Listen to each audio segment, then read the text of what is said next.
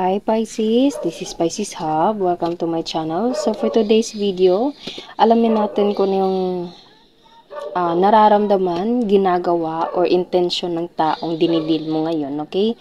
So pwedeng you can think of a person, Pisces. It may resonate sa love life, sa pagkakaibigan. Pwede meron kang friend na hindi mo na nakakausap or bagong kakilala mo or anything. Pwede din family member, katrabaho mo, okay? Basta specific person na naiisip mo ngayon, okay? And gamitin natin itong Tarot of Opposites para malaman natin kung ano yung mga nararamdaman, intensyon, iniisip, ginagawa ng taong to ngayon, okay? Reminder lang Pisces na ito ay general reading. So, pwede pong mag-resonate sa sitwasyon niyo po. Pwede din pong hindi, okay? And this is a timeless reading. So, kahit anong araw, buwan o taon mo to napanood, as long as mag-resonate po sa sitwasyon niyo, take nyo lang, okay? And sa mga taong dinibil and mga nanonood ngayon, welcome po ang lahat ng gender, babae, lalaki, and LGBT man. Take nyo lang kung mag-resonate. Pag hindi, wag pong ipilit, okay? Okay. And kung meron po kayo naririnig ng mga background noises, Pisces, pasensya na po. Okay.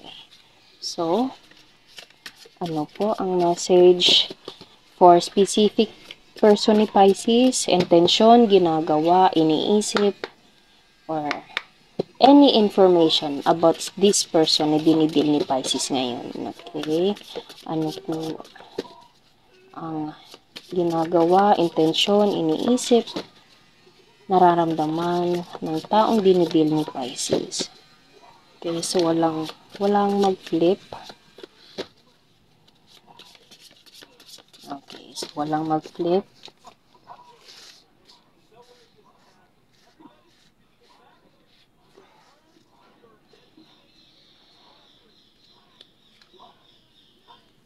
Okay, so the Hermit in reverse and King of Swords in upright. Okay. Pwede you're dealing with the Virgo sign, Pisces, and air sign, Gemini, Libra, Aquarius. Okay? Naka-reverse yung Virgo. So, pwede sa nararamdaman ko, this person is parang hindi siya ganun ka-open towards you, Pisces, or pwedeng meron tinatago, or pwedeng meron siyang insecurities, pwedeng tungkol sa'yo or sa sarili niya mismo. Okay? Kasi nakikita nyo, ang lalaking to, or kung hindi naman lalaki, kahit sino naman po, is parang nakatago siya, tinatago niya yung mukha niya sa balabal na suot niya ngayon, okay? And nakapatay, walang ilaw yung lamp niya, okay? So, this person is parang nai-intimidate, pwede merong tinatago, merong sekreto na ayaw niyang mabunyag, okay? Or pwedeng there's an insecurity sa sarili niya, okay? Every time na makita ka niya, okay? So, or sa nararamdaman ko, kung hindi naman ganun, pwedeng itong taong to, pasensya na po talaga kung meron po kayo naririnig ng mga background noises po. Kung hindi naman ganun yung intention or something na ginagawa ng taong dinidil mo ngayon, Pisces, this person is medyo mababa yung confidence niya sa sarili niya. Okay? Mababa yung kumbaga tingin niya sa sarili niya, feeling niya he or she's not enough. Okay? Pero nung dumating ka sa buhay niya, Pisces, nag-iba.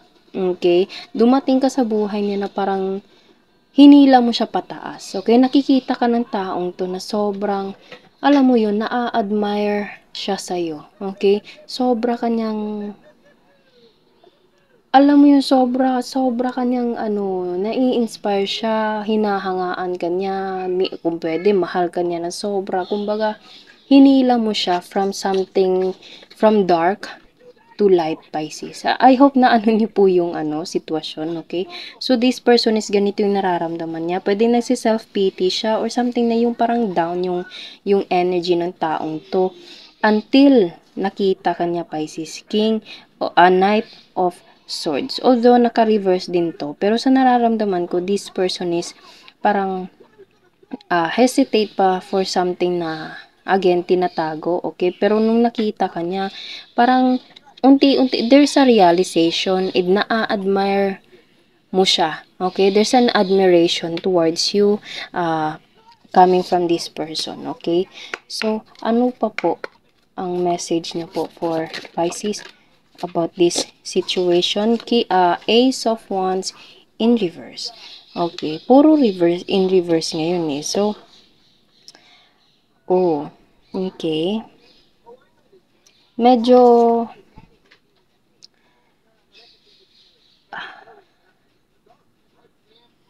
kung ano man to Pisces, as I said kanina, this person, it's either meron siyang insecurities towards you, okay, or meron siyang tinatago, okay. Hindi pa siya ganun totaling nakabitaw dun. Andun pa rin yung takot, okay. Andun pa rin yung takot niya. It's either meron siyang connection sa past or meron connection something na parang hindi niya pa mabitaw-bitawan. Okay, Ace of Wands in reverse. Okay, kitang-kita niyo yung kahoy medyo hindi kagandahan, hindi kagaya nito na may mga dahon. Okay, so it's either this is a love reading, friendship reading, workplace, workmate readings, or family member. Okay, na parang there's an hesitation, there's an jealousy, there's an kumbaga insecurities, tinatago, okay, na galing sa taong to. Pero kahit ganun yung mga definitions na sinasabi ko ngayon, Pisces, hindi yun dahil sa'yo, hindi ikaw yung mali, wala sa'yo yung mali, kundi nasa taong to. Okay? Kailangan niya munang ayusin yung sarili niya. Pero, itong taong to, as I said kanina, is nakikita kanya na parang isa ka sa mga, kumbaga, liwanag. Alam mo yun, yung parang this person is feeling niya sobrang niyang down. Pero nang nakita ka niya, as I said kanina, hinila mo siya palabas dun sa dilim. Okay, ganun yung nararamdaman ko dito. Okay, so, kumbaga, you're a good influence towards this person. It's either this is a love life or friendship. Okay, so, ano pa po yung ibig sabihin ng The Hermit card for Pisces? The Hermit card in reverse. Two of Cups in reverse and Three of Swords. Okay. Okay. So, sa The Hermit card na to, this person, ang dami niyang napagdaanan sa pag-ibig, Pisces. Okay? Ang dami niyang napagdaanan. Pwedeng itong taong to is, there's a betrayal kasi there's a Three of Swords and Two of Cups. Okay? Itong taong to, hindi siya ganun kadaling magtiwala. Okay? There's an parang hesitation nung nakita ka niya, pero unti-unti ka niyang nakikilala, hindi unti-unti mo siyang hinila palabas dun sa dilim, okay? Kasi ang dami niyang napagdaanan. The hermit person is nakikita niyo, this person right here is meron siyang pagmamahal and merong isa na parang wala, okay? Parang betrayal, cheating, okay? And ganito yung nararamdaman niya dati. Again, nasa dilim siya, Pisces. Nasa dilim itong taong to. So, hindi mo masisisi itong taong to kung bakit ganito yung ugali niya or something na ano. Kasi ang dami niyang napagdaanan, Pisces. Or pwede ding ikaw to. Okay, pwedeng ikaw to and merong itong specific person mo is ito yung parang humila sa'yo palabas dun sa dilim. Okay, pwede pong ito ay vice versa. Okay, so, ano pa po yung ibig sabihin, clarifications for this Knight of Swords in reverse ni Pisces? Okay. Three of Pentacles in upright. Yes, in upright, Pisces, nakikita niyo sobrang ganda. Meron siyang plano. Tingnan niyo, meron siyang magandang papel dito na ito yung parang tinitingnan niya. Planado lahat, okay? Meron pa siyang sculpture dito na sobrang ganda. Okay, hindi kagaya nito na sira, okay? So, this person is hinila mo siya palabas dun sa ano. Okay, again, ipaulit-ulit kong sinasabi, you're a good influence to this person or pwedeng kayong dalawa. Okay, ang dami niyong napagdaanan from your past and parang kayo yung dalawang parang nakahawak sa isa't isa. Okay, nakasandal siya sa'yo and nakasandal ka sa kanya, Pisces. Wow, sobrang, alam mo yun, yung parang sobrang punong-puno ng pagmamahal. It's either this is a partnership, love, okay? This is a new love, pwede din. Okay, yes, pwede siyang new love, okay? Kasi ang dami yung past experience hindi ganun kagandahan eh. Pero nung nagkita kayo, andun yung compatibility, andun yung companionship, andun yung trust, andun yung parang good influence to this person. Or siya, Pisces, ganun siya sa'yo. Okay? And although this is Ace of Wands in reverse, hindi lang madaling bitawan or andun pa rin yung takot, andun pa rin yung pagdadalawang isip, yung parang jealousy, pwede din, or parang ano tawag nito, parang anxiety, trust issues, pwede din, okay? Pero unti-unti yung hinihil yung isa't isa, okay? Unti-unti yung hinihilom. Kayong dalawa, kumbaga nakasandal siya sa'yo, nakasandal ka sa kanya, Pisces. Okay, wow. Ano po ibig sabihin ng Ace of Wands in reverse ni Pisces? Ano po ang ibig sabihin ng Ace of Wands in reverse ni Pisces? Okay. So there's a Two of Wands in reverse and Queen of Pentacles in upright. This person is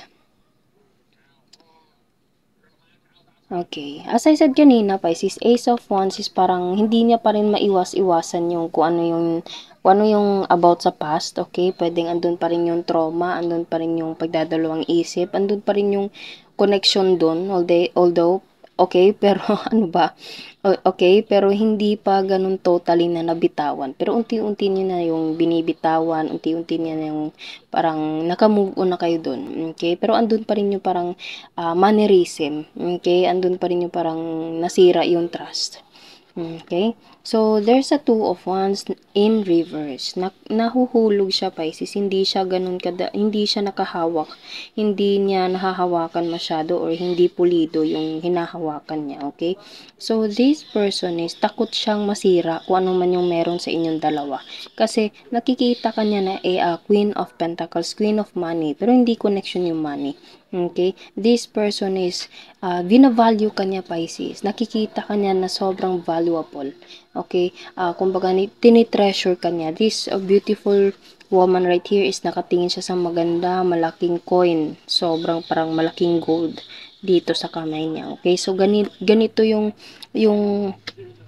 intention, attention, kumbaga admiration, okay, ng taong to sa'yo. Ayaw niyang masira, although andito pa rin yung parang pagdududa, yung mga traumas na nangyari from your past na nagagawa mo sa new person mo na nandito. Pero again, pareho kayong nagbe-benefit kayong dalawa. Okay, nakasandal ka sa kanya, nakasandal siya sa iyo. Okay, so naghihilahan kayo pataas, Pisces. It's a good thing. And this person is nakatingin siya sa iyo as parang treasure. Okay, you are perfect for this person. Okay, binavalue ka niya, Pisces. And pwedeng ikaw, binavalue mo tong taong to kasi sobrang ganda ng vibes, intention ng taong to sa'yo, sa buhay mo. Okay? Sobrang laki ng impact sa buhay mo ang taong to, Pisces, or yung buhay niya sobrang laki ng impact dahil sa'yo. Okay? Into a better situation. Okay? So, pwedeng, ang reading natin ngayon is pwede siyang friendship, okay? Pwedeng this is a new friend na makikilala mo na ibang-iba sa kaibigan mo dati, or pwedeng workmates na ibang-iba yung mga ka-workmate mo dati. Ito, sobrang ganda, sobrang ayos, sobrang loyal, or totoo sa'yo, okay? Pwede din namang love. Itong love na to is, ito yung parang sisira sa kung ano man yung nangyari dati. And pareho kayong, ang dami niyong napagdaanan. Okay, ang dami niyong napagdaanan dalawa. Pero pinagtagpo kayo ng tadhana and pareho kayong naghihilahan pataas. Okay? Wow. So, kuha tayo ng mga initials, random words kung sino or ano po yung mga connection sa reading natin ngayon for Pisces. Okay, so meron tayo dito, keep moving forward. Yes, keep moving forward with this person. Panaginip. Kakilala mula sa malayo. Madaldal. Meron pa dito, business. Okay, pwede ding merong connection sa business. Okay. Butterfly, matangkad. Meron tayo ditong letter I and letter Z. Yan. Okay. So, yun lang po Pisces ang ating reading sa araw na ito. Naway nagustuhan nyo po. Huwag nyo po sanang kalimutan na mag-like at mag-subscribe po sa ating channel. And ang isa nating channel Pisces na Gel Tarot Guide na makikita po sa description box below. Click nyo lang po yung link dyan sa baba. And click the notification bell Pisces para ma-notify po kayo sa next videos na i-upload natin. Okay? Thank you Pisces and God bless!